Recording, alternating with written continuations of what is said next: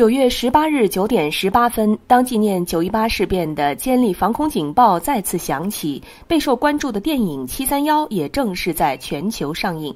以往在一部新电影上映后，电影院中最常见的是打卡拍照，可这次没有打卡也没有拍照，所有观众都是低头抹泪，握拳沉默。大家好，欢迎来到星球热点，国家大事从不缺席，舆论场中抽丝剥茧，聚焦独家中国资讯，点赞订阅加小铃铛，带你用不一样的视角读懂中国故事。9月18日，抗战题材电影《731》在全球正式上映。众所周知，这部电影的上映之路非常坎坷，排片计划一次次被迫延期，档期一改再改，甚至小编一度以为它不能上映了。但幸运的是，这份对历史的坚守从未被遗忘。此前，南京照相馆在上映时，无数观众在看完影片后就主动为731发声，呼吁它能早日上映。比如小编之前的影片中介绍过的这位老奶奶，在看完南京照相馆后，带着难以抑制的愤怒与坚定哽咽道：731不忘国耻，永远记得咱们国家是人民，是英雄们不容易把咱们今天建设出来了，打出来了，坚决支持731的上映。正是有这么多人没有放弃它，才让731最终得以冲破阴霾，呈现在世人眼前。在正式上映前一天，也就是9月17日下午，731在哈尔滨市哈东万达影城 MXGT 影厅举行了意义非凡的全球首映式。作为那段历史的核心发生地，哈尔滨的这场首映本身就是对亡魂的告慰。首映式现场，导演赵林山刚走上台，情绪便难以自控，当场掩面落泪。他哽咽道：“我今天真的无比激动，我的眼泪不知道为什么就是止不住的流淌。”他哽咽着回忆影片的创作历程，每一个字都饱含深情。当731这3个字在大屏幕上亮起的那一刻，所有的坚持、委屈和辛苦都有了意义，眼泪就再也控制不住了。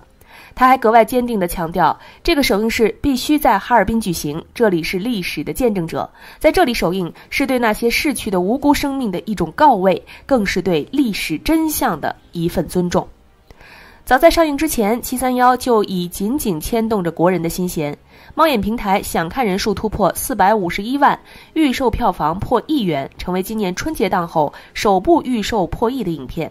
而在上映后，票房成绩更是亮眼。截至9月18日上午9点18分，731上映首日综合票房高达 1.3 亿，而截至18日14点01分，累计票房更是突破2亿。此外，731上映首日 25.6 万场排片，打破了内地影史首映日总场次冠军、内地影史单片单日总场次冠军等10项纪录，还拿下2025年9月战争片内地票房冠军、2025年第37周内地票房冠军等34项里程碑。这份成绩不是单纯的商业成功，更是观众用行动对历史题材作品的支持，对那段苦难历史的深刻铭记。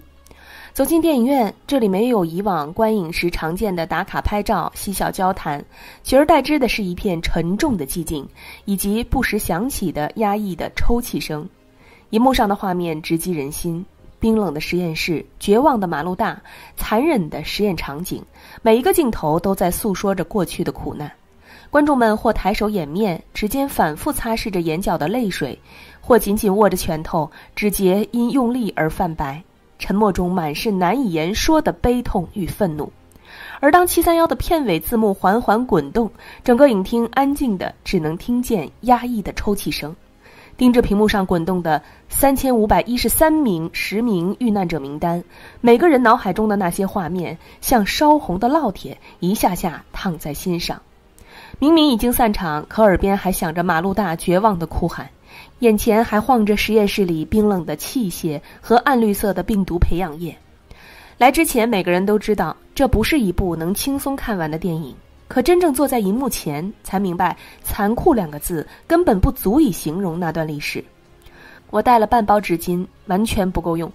广西南宁民族影城经理李威提起首映式的场景，语气中仍带着一丝未平复的动容。他回忆道，首映日当晚7点半的场次，600个座位座无虚席，没有一个空位。电影才开场20分钟，影厅里就传来了明显的抽泣声，而且越来越密集。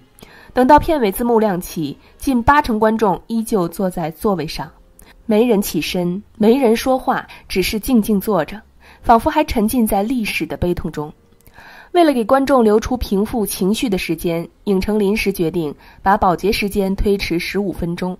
还加派工作人员给每位观众发放和平寄语卡，让大家把心中的情绪、对和平的期盼写下来，贴在出口处的展示墙上。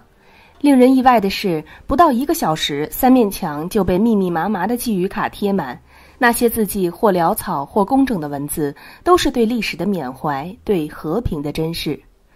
最让观众情绪破防的是片尾5分钟的真实影像，原731部队成员在苏联伯利审判中的口供与忏悔。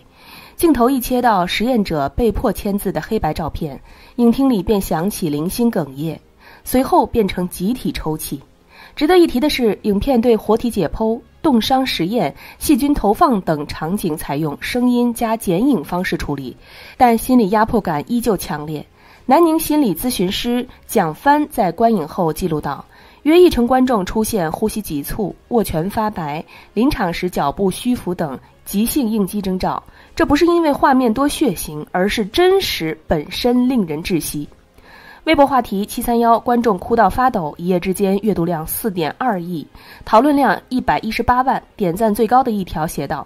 影片结束灯亮起，我前面的大哥还蹲在地上擦泪，那一刻我知道这不是电影，是历史的回声。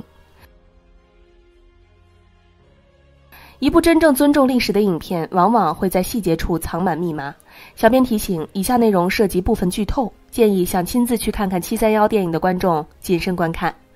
首先，影片中有一幕，金村佳代站在关押实验者的牢房前，眼神冰冷，语气毫无波澜地对囚徒们说道，在这里你们没有名字，只有编号。这句台词看似简单，却精准戳中了历史的痛点。在真实的731部队档案里，受害者从来没有人的身份，他们被剥夺了姓名、尊严，甚至被剥夺了人的定义，只能用一串冰冷的编号代称。这些编号并非随机分配，而是严格按照受害人进入特设监狱的先后顺序排列。更残酷的是，所有被关押的实验者还有一个统一的带着侮辱性的称呼——马路大。这个词在日语里本是原木的意思，即木材之意，在这里却被引申为实验材料。可见在这些侵略者眼中，他们不再是生命，而只是一个个编号，一件件耗材。再看另一个容易被忽略的细节，主角王永章凭借自身的语言能力和应变能力，在特设监狱里谋得了翻译的身份，同时还兼任着有一定活动自由的服务员，每天负责给其他关押者送餐。细心的观众会发现，他推的餐车上除了给不同身份的人准备的盒饭，还整齐摆放着苹果和鸡蛋。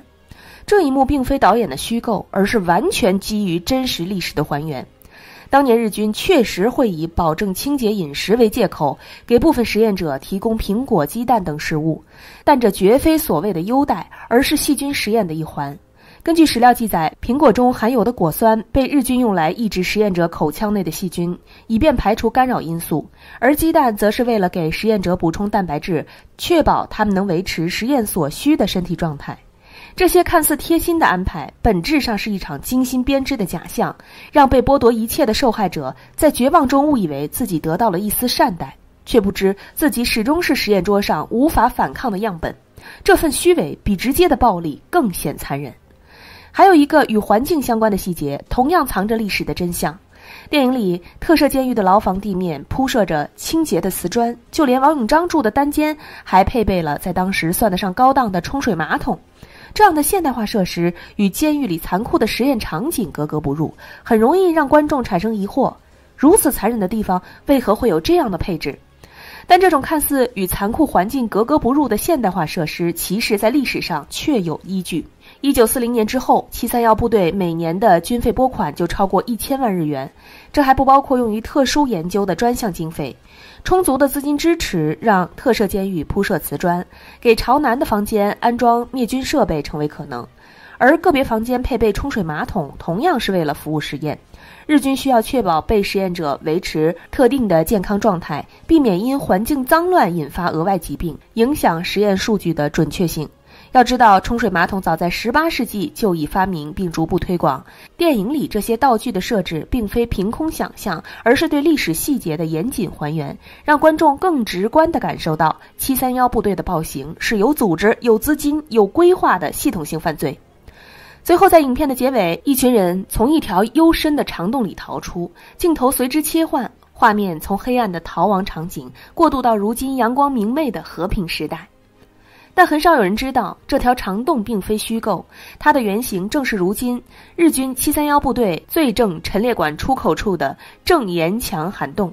这条长达76米的涵洞，一端连接着陈列馆的新馆，一端通向731部队的旧址。涵洞两侧的墙壁上密密麻麻刻满了2类文字，一类是731部队原队员的认罪供述，另一类是受害者及其家属的沉痛口述。